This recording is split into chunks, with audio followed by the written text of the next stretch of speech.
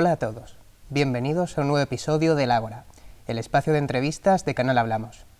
En esta ocasión tenemos el placer de contar con José Ramón Bauzá, presidente de las Islas Baleares de 2011 a 2015 y del PP de dicha comunidad autónoma durante el mismo periodo. Actualmente senador en Cortes Generales. José Ramón, bienvenido. Muchas gracias por estar con nosotros. Gracias a vosotros.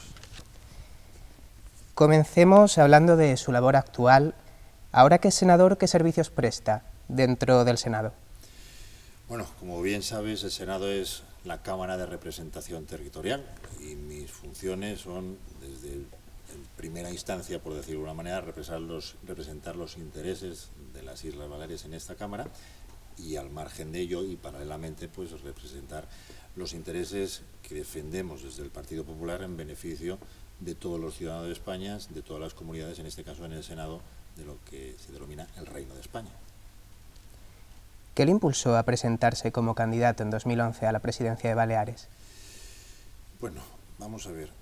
Partimos de la base de que yo estoy en política desde el punto de vista de un compromiso vocacional, de un compromiso ideológico, y que creo que la mejor manera de defender en lo que crees no es solamente hablando, sino también actuando e interactuando y desarrollando tu labor en ese foro, ¿no? Yo me dedico a la política por vocación y previamente a ser candidato a la presidencia de mi formación política del Partido Popular en Baleares, pues fui alcalde de mi municipio, de Marratxí, y después de 2 legislaturas en el gobierno municipal, pues los compañeros de partido pues decidieron que yo podía ser esa persona que llevara a cabo una nueva labor, sobre todo teniendo en cuenta que en aquella época, cuando yo cojo la presidencia del partido, en el año 2009, el Partido Popular estaba pues envuelto, desgraciadamente, en muchos casos de corrupción y cuestiones nada positivas, ¿no? Entonces, pues pensaron que yo podía ser esa persona y bueno, pues ante esa propuesta y la proposición de mis compañeros, pues di ese paso adelante. ¿Y qué cambios se produjeron en el PP Balear con usted como presidente a partir de 2011? Bueno, como digo, pues el partido se encontraba en una situación complicada por los diferentes casos de corrupción. Sí, algo que en lo que yo, digamos, he tenido un punto de actividad más inmediato y más personal fue en marcar muchas líneas rojas y en definir mucho las actuaciones. Te explico algunas de ellas. Yo, partiendo de la base, cuando mis compañeros me propusieron que fuese presidente del partido, eso en el año 2009, yo puse como condición que no accedería a la presidencia si no era bajo el concepto de un afiliado a un voto. Es decir, si los compañeros y mis compañeros creían que yo era la persona, yo quería tener el máximo respaldo, pero no mediante compromisarios, no mediante intermediarios, sino directamente un afiliado a un voto. Y fue la primera vez en España en que eso se produjo. La primera elección fue el 6 de marzo del 2010, con lo cual prácticamente 6 años con respecto a esta entrevista. Entonces, un afiliado a un voto era un principio y una condición sine qua non e indiscutible. Y después, a partir de ahí, pues tomé varias decisiones, como por ejemplo lo que comento, marcar una serie de líneas rojas absolutamente definitorias. Por ejemplo, que todos aquellos afiliados que tuviesen imputación con medidas cautelares tenían que abandonar inmediatamente nuestra formación política, o el compromiso de que no llevaría jamás personas imputadas en la configuración de nuestras listas electorales. Y así fue. Mientras yo fui presidente del partido, no hubo ninguna persona con imputación que estuviese presente en listas bien municipales o insulares o autonómicas o en la configuración de listas europeas. Marqué un estricto código ético de cumplimiento también absolutamente indispensable para formar parte de las listas, donde algunas cosas que ahora son obvias, en su momento no lo eran, pues que ningún político debería viajar en business, que ninguno se podía alojar en hoteles de 5 estrellas, un precio máximo digamos, de manutención o de dietas o de lo que era el servicio de restaurante, no se podían aceptar ningún tipo de regalos, bajo ningún concepto. Regalos perecederos se derivaban a entidades benéficas, organizaciones benéficas, y los regalos no perecederos pasaban a formar parte, a engrosar lo que era el patrimonio de la institución a la cual ese regalo se hacía llegar. No podía haber tarjeta de crédito, es decir, muchas cosas. Otra de las cosas que pusimos en marcha fue el compromiso de no tener 2 años, o sea, la exclusividad de 2 mandatos al frente de la responsabilidad institucional, y la última propuesta, las 2 últimas que hice yo, fue eliminación de los aforamientos. Si queremos seguir generando confianza en los ciudadanos, no podemos tener privilegios. En este caso, el privilegio del aforamiento no sería compatible con ese estado de igualdad, por lo cual la supresión del aforamiento y también la puesta en práctica de listas abiertas. Nosotros habíamos propuesto, en esta última configuración del programa electoral, las listas abiertas de una manera progresiva, de manera que, en primer lugar, claro, no podemos pasar de listas cerradas a listas abiertas de un día para otro, porque la gente tampoco lo entendería, pero hacer una representación proporcional, de manera que en un principio un porcentaje de los diputados electos serían mediante listas abiertas y deberían dar cuentas, aparte de su formación, a la que representan, a los vecinos a los que les han votado, y otra parte sería mediante la lista del partido. Y un poquito, muy resumidamente, esas eran las propuestas, donde también otra de las cosas que hicimos era proponer la reducción del número de diputados en el Parlamento Balear, que no pudimos llevar a cabo porque no teníamos la mayoría suficiente. Pero muy resumidamente en eso sí que cambiaron las propuestas y las acciones de gobierno que mientras yo fui presidente. Y como presidente de Baleares, ¿a qué retos tuvo que hacer frente durante su legislatura? Habría 2 o 3 grandes retos. La lucha contra la crisis, la lucha contra la corrupción y la lucha contra los nacionalismos. La lucha contra la crisis hizo que yo me considero liberal por definición, me considero liberal y reformista. Pusimos en marcha muchas reformas en la administración. De hecho, por ejemplo, Baleares era la comunidad autónoma que mayor número de empresas públicas tenía por habitante dentro de toda España, y redujimos en torno a 180 empresas públicas que había en Baleares a prácticamente unas 70, números redondos. Conseguimos, mediante todas esas medidas importantes en general, pues que del periodo medio de pago de 752 días llegamos a 36 días de pago medio. En definitiva, también conseguimos ser la región que más crecía de toda Europa, un crecimiento del 3,5%, lo cual éramos un referente, y la que más paro bajó en todas las regiones. Eso en cuanto a la lucha contra la crisis, lucha contra la corrupción, todas esas medidas que, como os he comentado, y la lucha contra el nacionalismo, pues era una cuestión que a mí me preocupaba y me sigue preocupando e inquietando mucho, y 2 de las medidas que yo puse eran, una, por ejemplo, la eliminación del requisito del catalán, o lo diré de otra forma, la eliminación del catalán como requisito para acceder a la administración pública, sino que debía ser un mérito, lo cual nos permitiría contar con los mejores profesionales que pudieran acceder a la administración, independientemente de la región geográfica de procedencia, porque Baleares es España y cualquier español debería tener las mismas oportunidades que cualquier otro, y evidentemente el mérito debería potenciar su currículum y su puntuación finalmente. Y una de las cosas que para mí también eran muy importantes, fundamentales, hace referencia a la educación, y lo que propusimos y pusimos en marcha fue un modelo trilingüe, donde permitíamos que al final de la formación del periodo educativo y formativo de los niños, pues cuando acabasen podían saber perfectamente hablar y escribir por igual nuestras 2 lenguas oficiales, nuestro castellano y nuestro catalán en las modalidades lingüísticas de cada una de las islas, y también en inglés. Esas son las grandes apuestas en materia en este caso, de la lucha contra el nacionalismo, que sin duda es uno de los grandes retos problemáticos a los que se enfrentan hoy en día las Islas Baleares. ¿Qué cambios memorables considera que hizo su gobierno? No se trata de hacer cambios memorables, además no sería adecuado, ni jamás se me ocurriría decir ni proponer yo cambios memorables. Esto es lo que deben ser los ciudadanos, pero sí que contribuimos a generar seguridad jurídica, que es la base imprescindible para que haya inversores. Y si hay inversores, hay riqueza porque se presentan proyectos y esos proyectos generan puestos de trabajo, directos e indirectos, y las personas que no tienen acceso a un trabajo tienen la oportunidad por primera vez de llegar a conseguirlo. Por lo tanto, la seguridad jurídica es básica. El pago a proveedores. El pago a proveedores en Baleares encontramos una deuda pendiente de pago a proveedores de más de 1.400 millones de euros de pago directo a proveedores, por lo cual lo que hicimos es transformar la deuda a proveedores, la transformamos en deuda bancaria, con lo cual fuimos nosotros quienes asumimos esa deuda y pudimos pagar directamente a los proveedores. Es decir, lo que no es justo, lo que no es normal ni aceptable es que la administración sea morosa, sea deudora con aquellos a los que les pedimos que trabajen para nosotros.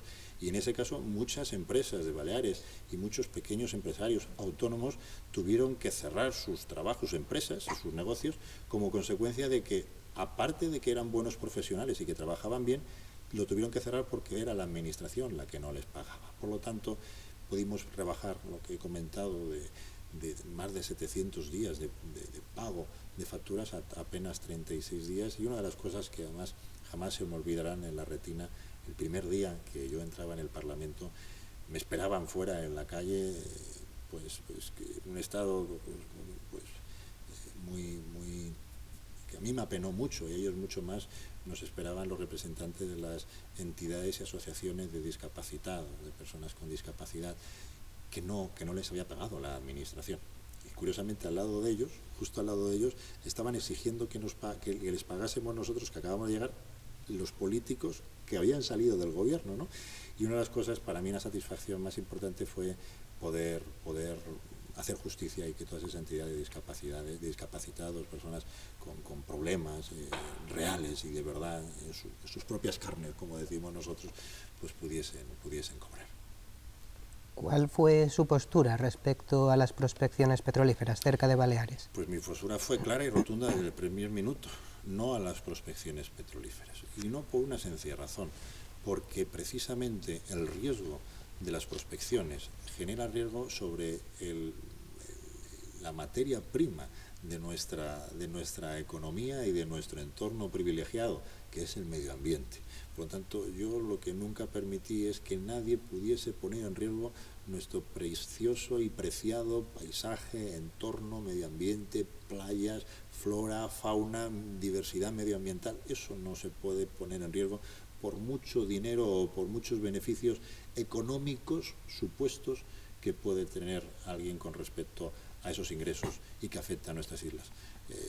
Nuestra economía pivota en base y alrededor del turismo. Pues ese es nuestra materia, ese es nuestro verdadero tesoro y nuestro oro verde que decíamos medioambientalmente. No puede jamás ni puede tan solo tantearse e intentar equilibrarse con los ingresos procedentes de unas prospecciones que son las que ponen en riesgo los vertidos en nuestras islas. ¿Fue la marea verde un acto político en su contra o un conflicto educativo? Sin ningún tipo de duda, un acto político. La excusa era el conflicto educativo. Y por eso digo, y repito, me reafirmo y lo diré siempre, que el verdadero problema al que se enfrenta y que debe afrontar las Islas Baleares, al margen del económico, del laboral, sin duda, y eso sí, es el nacionalismo. Cualquier milímetro de concesión a un nacionalista es un milímetro de no retorno. Y precisamente el conflicto que tuvimos nosotros era porque los nacionalistas, que estaban presentes en determinadas asociaciones de padres de alumnos, en determinados claustros directivos de colegios y de institutos y determinadas entidades públicas, lo que querían es no darle la oportunidad de que el castellano, el mallorquín, menorquín, ibicenco y formenterense y el inglés estuvieran en igualdad de condiciones. Yo creo en la libertad. Y la mejor oportunidad que podemos darle nosotros a nuestro futuro son nuestros hijos. Y cuanto mejor formación y capacitación tengan, mucho mejor. Y si le podemos dar la oportunidad de que aprendan cuantos más idiomas mejor, no debemos privarles de esa posibilidad. Y lo que quería yo es que precisamente eso estuviese en la enseñanza pública, que el hecho de aprender inglés no dependiera de la capacidad económica de una familia. Hay muchísimas familias que no se pueden permitir el lujo de enviar a sus hijos a cursos de inglés al exterior o de clases extraescolares en inglés. Eso no se lo puede permitir todo el mundo. Y yo lo que quería precisamente es que nuestros niños supiesen por igual y en igualdad de condiciones castellano, catalán en nuestras modalidades y el inglés. Por lo tanto, sin duda fue un conflicto ideológico. Hasta tan punto fue un conflicto ideológico vehiculizado a través de la educación que muchos de los profesores y muchos de los representantes de esas entidades que se manifestaron formaban parte de las listas electorales de muchas formaciones políticas, tanto del Partido Socialista, que es un partido en Baleares nacionalista, como del resto de formaciones nacionalistas. Y hasta tal punto es que personas que actuaban y asistían en primera línea y activas y proactivas en esas manifestaciones son altos cargos del gobierno en materia educativa. Por lo tanto, efectivamente, fue una actividad política, ideológica, que utilizaba como excusa la lengua y la educación para seguir utilizando esos movimientos nacionalistas. Si pudiese volver al pasado, ¿qué cambiaría de su legislatura? Mire, todo lo que yo hice lo hacíamos analizando hasta el último detalle, el último milímetro, lo que teníamos delante. Todas las decisiones estaban perfectamente pensadas, racionalizadas y estudiadas. No tomábamos ningún tipo de decisión al azar, no, se analizaba todo. Entonces, todo aquello que llevamos a cabo, tanto mi equipo como yo, era el que considerábamos adecuado en ese momento. Si miras atrás, sabiendo lo que te depara el futuro, es mucho más fácil. Pero todas las decisiones se hicieron siempre en base al interés general, lo mejor para los ciudadanos y, sobre todo, lo más importante, no rehuyendo en ningún caso la dificultad de tomar las decisiones y cumpliendo siempre y en todo momento nuestros compromisos electorales. Es decir, cuando tú vienes a la política por vocación, tienes la grandísima libertad de no depender más que de tu conciencia, de tu ideología y sobre todo de tu compromiso, no con tu partido, sino con tus ciudadanos. Y esa es la libertad que yo he tenido siempre. Me dedico a la política por vocación. Mi profesión es farmacéutico y todas las decisiones han sido tomadas con absoluta libertad. Y eso es en lo que creo. Y me apura mucho y me entristece mucho ver que hay mucha gente que se dedica a la política, independientemente de la formación política que representa, con la intención de pasar de puntillas sobre los problemas, con la intención de quedar bien, con el buenismo, con no asumir compromisos, con complejos. Eso creo que no le va bien a nadie de ninguna formación política. Y si algo hizo nuestro gobierno y el gobierno que yo tuve el honor de presidir es que no escatimamos ningún esfuerzo, no rehusamos ningún riesgo y no bajo ningún concepto analizábamos si era mejor, no poníamos una balanza, no, es que políticamente nos da más imagen esto, no. Nosotros compromiso asumido, compromiso ejercido y a por ello vamos. ¿Ha sido atacado alguna vez por sus opiniones políticas? Sí, y físicamente. Pero bueno, cuando uno tiene esas convicciones, por encima de todo están las convicciones. Nosotros hemos ido precisamente a raíz de cambiar el requisito de catalán en la administración para hacerlo de requisito, pasarlo a mérito, pues tuvimos verdaderos, no problemas, pero sí que tuvimos dificultades cuando íbamos a los pueblos, algunos pueblos, porque en cada una de las juntas locales que yo visitaba y demás nos esperaban grupos de nacionalistas, muchos que desgraciadamente utilizaban a los niños como parapeto, o lo utilizaban mediáticamente, que eso para mí creo que es terrible, y precisamente para intentar intimidarnos, y tanto a mí como a mi equipo, pues tuvimos en algún momento problemas, pero eso no, vamos, ni nos lo planteamos, porque por encima de todo es ese compromiso con la libertad. Yo creo en la libertad, no creo en la imposición, y creo precisamente que cuando cuando ves situaciones de agravios, agresiones, tanto verbales como físicas, precisamente aquellos que se dicen, que presumen de decir que son demócratas, que son grandes intolerantes, y en este caso me refiero a estos grupos nacionalistas con los cuales nosotros tuvimos que convivir durante una etapa importante de nuestro gobierno, pues eso es lo que a mí más me reafirma, más si cabe, en precisamente defender esas convicciones. ¿Qué opina del nuevo gobierno del tripartito? Opino lo mismo de lo que he opinado en los anteriores tripartitos, que es multipartito, además, porque ahí está el Partido Socialista de las Islas Baleares, que es un PSC, es un partido nacionalista, con una presidenta absolutamente radical y catalanista. Está en coalición con un grupo político de Formentera, con el grupo MES per Menorca y el grupo MES per Mallorca, que al mismo tiempo llevan dentro Esquerra Republicana, Esquerra Unida, el grupo Partido Socialista de Mallorca. Es decir, es un compendio, una amalgama de partidos que lo que proponen, lo que propugnan, lo que defienden es precisamente todo aquello que cada vez que ha habido un multipartito en Baleares nos ha llevado a crisis económica, a aumento de cifras de paro, a recesión económica, a pérdida de seguridad jurídica, a evasión o a fuga de inversores, y a eso es lo que vamos.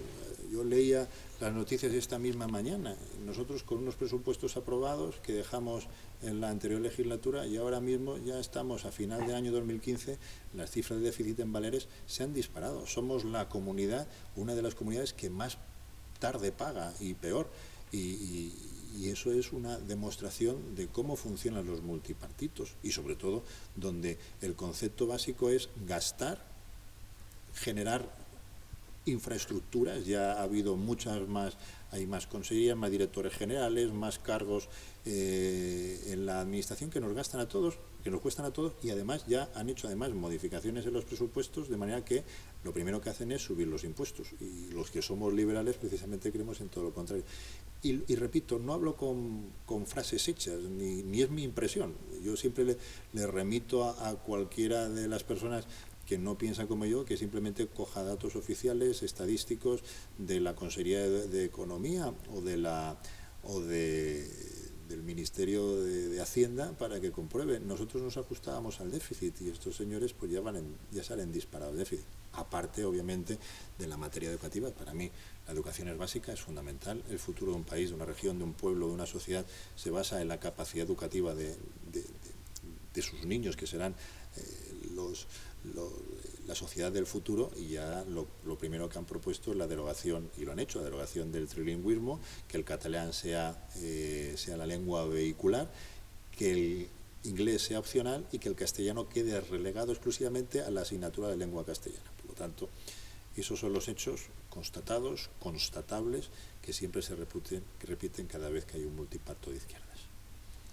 Muy bien, pasemos a hablar de Cataluña, en el centro del debate político actualmente. Es bien sabido que el nacionalismo catalán hace continuas referencias a la anexión de Baleares en Cataluña. ¿Cuál es su postura respecto a las presiones de Cataluña sobre Baleares? Yo quiero dejar aquí una cosa clara, no es de Cataluña, ni es de los catalanes, es de algunos partidos políticos catalanes. Y eso debe quedar muy claro, porque a veces se intenta generalizar y no es justo generalizar con casos por muy puntuales o mayores que sean. Siempre yo he dicho que dentro del ámbito nacionalismo en España había dos grandes perlas objeto de deseo para los nacionalistas: Baleares para los catalanes, para Cataluña, los partidos radicales para los nacionalistas catalanes, y Navarra para los nacionalistas vascos. Desgraciadamente ya están Navarra en manos de los nacionalistas vascos y Baleares en manos de los nacionalistas catalanes. Cada uno puede querer a su tierra como considere. Y la riqueza de España es esa gran diversidad, esa gran idiosincrasia, esa gran, valga la redundancia, riqueza que tenemos en nuestro territorio. Y de lo que se trata es de dar valor a todo aquello que nos hace más grandes. Y es perfectamente compatible ser catalán y ser español, y ser mallorquín y ser español, y ser gallego y ser español, andaluz y español, canario español, castellano-leonés o castellano-manchego y ser español. El problema es cuando hay algunos partidos nacionalistas que precisamente excluyen el hecho de haber nacido en un sitio con la intolerancia de todo aquello que les rodea. Por lo tanto, de lo que se trata es de vivir con naturalidad en aquel sitio o donde no has nacido o donde estás residiendo, temporal o permanentemente. Y debemos entender entre todos que fraccionando un gran país como es España, no solamente no es que no ganemos nada, sino que perderemos todos. Y desgraciadamente, como consecuencia de este conflicto que hay en Cataluña, y lo digo con conocimiento de causa porque tengo muchos amigos que viven en Cataluña, que son catalanes, se está llevando tan intensamente este tema que en muchas familias no se puede hablar de política, porque ha entrado tan dentro que esa política excluyente está fracturando a las propias familias. ¿Hasta dónde hemos llegado? Pues mire, yo respeto mucho a todo el mundo y jamás le diré a nadie lo que tiene que hacer en su casa, pero que no nos digan desde fuera lo que van a hacer en la nuestra. Mira, para que te ponga un ejemplo, cuando yo en mi gobierno quitamos el requisito de catalán para acceder a la administración, tuvimos reprobaciones de muchos ayuntamientos de Cataluña e incluso el Parlamento catalán nos reprobó y nos exigía que el catalán fuese la lengua vehicular de las Islas Baleares. A mí no se me ocurría nunca decirle a nadie en su comunidad lo que tiene que hacer. Es que ni se me pasa por la cabeza. Bastante de más problemas tenemos a los que dedicarnos como para meternos en las casas de otros. Por lo tanto, hay que dar libertad, pero mi libertad llega hasta el milímetro antes en que afecta a tu libertad. Por lo tanto, seamos gente abierta de mente. Cuando estamos hablando de globalización, donde no hay fronteras, donde yo puedo estar trabajando aquí en Madrid para una empresa que tiene sede en Nueva Zelanda, donde la movilidad laboral está extrema, donde cada vez es más necesario saber más idiomas, cuando es más importante tener cultura de mundo y ser cosmopolita. No vayamos a la inversa, no nos cerremos, es una expresión que me acabo de inventar, no nos hagamos involución, evolucionemos. En calidad de farmacéutico de profesión, ¿nos podría explicar la situación que sufren las farmacias en Cataluña por el impago de la Generalitat? En Cataluña y ya también en Baleares, porque ya en Baleares ya tenemos retrasos en los pagos mensuales por parte de la administración. Pues en este caso, en Cataluña, y lo digo por compañeros míos, pues los farmacéuticos no están recibiendo sus aportaciones mensuales y son muchos los meses que tardan en cobrar, con lo cual el farmacéutico, en este caso, me habla de farmacéutico por no hablar de otros empresarios, otros proveedores, lo que están haciendo es de financiadores con su propio patrimonio de los recursos económicos de una administración que debe tenerlos presupuestados antes de iniciar su ejercicio y que debe tenerlos recogidos en su presupuesto. Por lo tanto, sea en cualquier sitio de España, no solamente en mi profesión, en cualquier profesión, cualquier colectivo, cualquier proveedor, cuando la administración te encarga un trabajo, hay que pagarlo. A ti y a mí no se nos ocurre ir a un supermercado, ir a una gran superficie, a una tienda de electrodomésticos y llevarnos algo y decir, cuando quiera, de aquí a, como pasaba en Baleares, 752 días, de aquí 3 años o 2 años, ya vendré a pagarte.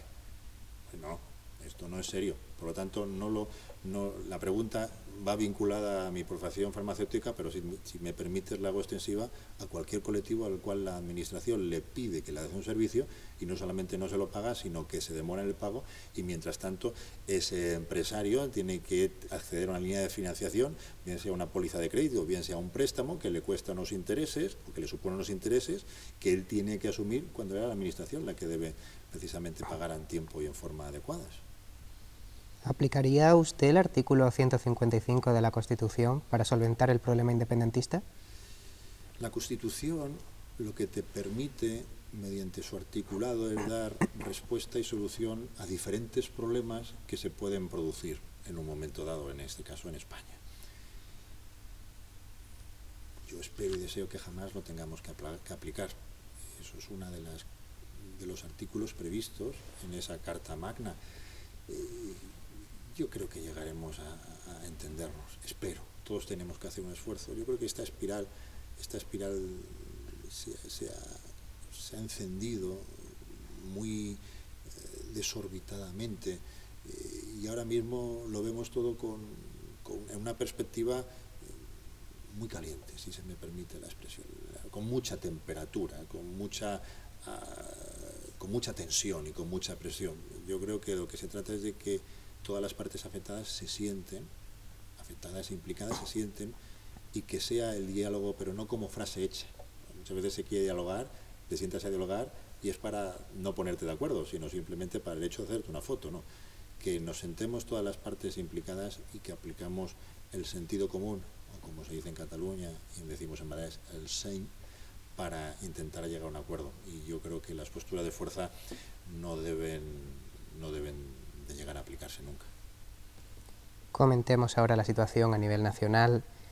Dentro del PP se le conoce por ser del ala más liberal. ¿En qué considera que podría haber sido mejor la gestión de Mariano Rajoy durante la última legislatura?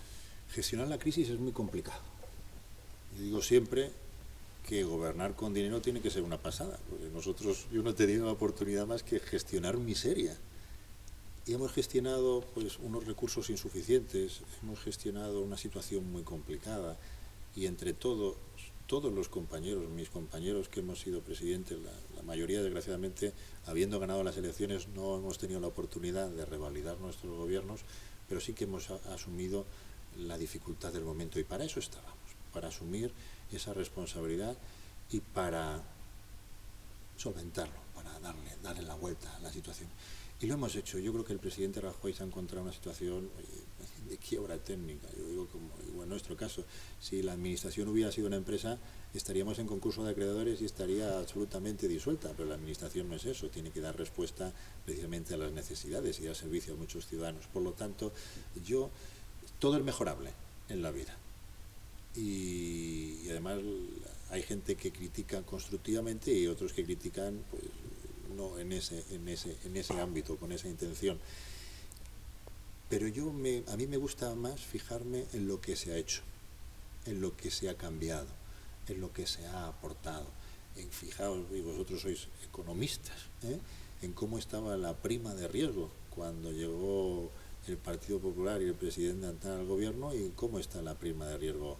No te diré ahora porque ha subido, porque al no haber gobierno pues hay esa inestabilidad, falta confianza e inseguridad jurídica, los inversores están pues en stand-by a la espera de qué va a pasar, pero justo en las últimas semanas de gobierno antes de las elecciones la prima estaba aproximadamente en 103 puntos básicos, cuando la encontramos en más de 650 puntos básicos. Por lo tanto, eso es un indicador objetivo, cómo es la visión que se tenía en Europa y en el mundo de España. ¿Cuál era el déficit que nos encontramos cuando nos prometieron a nivel nacional que el déficit era un 6% y la realidad era que era un del 9%?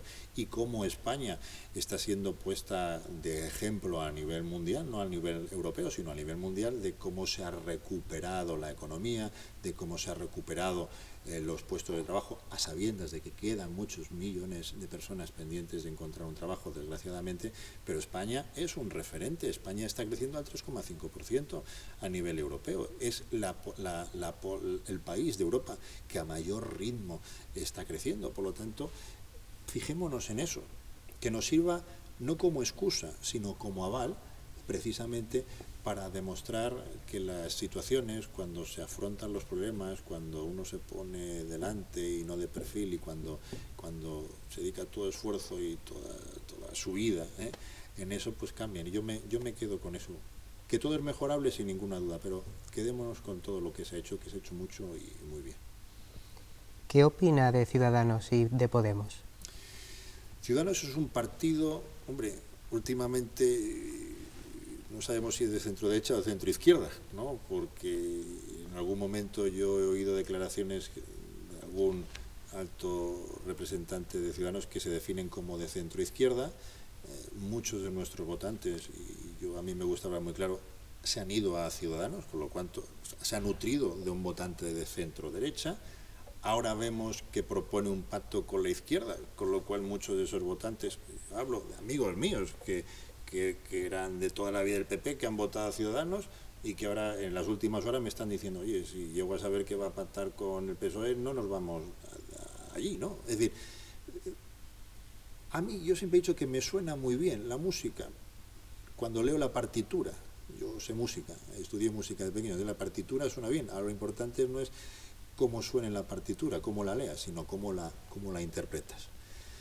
Pero sin duda, con Ciudadanos tenemos muchísimos más puntos de encuentro que con cualquier otra formación política. Y a mí me gustaría que nos entendiéramos con un partido que yo interpreto que es de centro-derecha, o al menos mi entorno más inmediato, votante de Ciudadanos, es de centro-derecha. Me gustaría, o creo que son con las personas que nos podemos llevar más, entender mejor, porque compartimos muchas más cosas. Yo siempre me gusta más pensar en lo que nos une que en lo que nos diferencia, ¿no? Lo que tenemos discrepancias.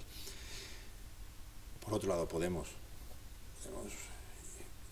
es un partido que yo creo que lo define perfectamente el propio Pablo Iglesias en su último discurso en el proceso de investidura. Pues a mí me dio mucho que pensar, porque este chico no ha vivido lo que se vivió en los años 30 y parecía que estaba inmerso en el año 36. Esos discursos yo los he leído en un libro, yo no los he visto en mi vida, y este chico tiene mi edad o un poquito más joven, y yo vi una carga de rencor y de odio que francamente no me lo esperaba. Puedo entender de personas que han vivido en esa época que llega un momento en que uno puede entenderlo prácticamente todo. De una persona que vivió en la guerra civil puedo entender ese mensaje. A lo mejor no lo comparto, pero puedo entender que vivió en esa época y que tenga una percepción que es individual, que sin compartirla pues se puede llegar a entender, pero que se proponen esas ideas y con un discurso prácticamente guerra civilista, francamente me da mucho que pensar. Y lo que obviamente propugna y defiende es un modelo venezolano, bolivariano, chavista, castrista, leninista, stalinista, intervencionista, todo lo contrario al modelo liberal, que creo que no es solamente que no se lo merecen los españoles, sino que basta ver a cuántos ciudadanos cubanos o venezolanos han salido de sus países para huir precisamente de aquello que ahora nos propone el modelo de Podemos. Por tanto, creo que sería, desde mi humilde punto de vista, todo lo contrario a lo que se merecen los ciudadanos hoy en día para España. Y ya para terminar, ¿se ve como candidato a la presidencia de España en el futuro? No, que va. Ni me lo planteo. Y además, mira lo que te digo, ahora no es el momento de las personas, ni de los nombres propios, ni de los apellidos. Es el momento de los proyectos que deben engrandecer a las formaciones políticas, favorecer a los ciudadanos y que todo ello finalmente revierta en interés de los ciudadanos. No es el momento de una persona, ni de un nombre ni de un apellido, es el momento de 48 millones de personas. Por lo tanto, es un momento de gran responsabilidad para todos y fíjate lo que también te digo, lo importante ahora no es si gobierna Rajoy o si gobierna Pedro Sánchez. No es si gobierna el Partido Popular o si gobierna el Partido Socialista. Lo importante ahora es que sea quien tenga que asumir la responsabilidad de gobierno, haga lo mejor para España. Por lo tanto, ya no estamos hablando, desde mi humilde punto de vista, ni de partidos ni de personas. Estamos hablando de lo mejor para España. Y esos son los intereses que nos tienen que motivar a los que, por vocación y con convicción, estamos en política. Muy bien, pues muchísimas gracias, José Ramón. Muchas gracias, Manuel. Un placer. Pues esto es todo por esta ocasión. Recuerden que pueden seguir a Canal Hablamos en las redes sociales, Facebook, YouTube y también Twitter. Muchas gracias por su atención y recuerden, esto es Canal Hablamos, noticias y opiniones, pluralidad ante todo.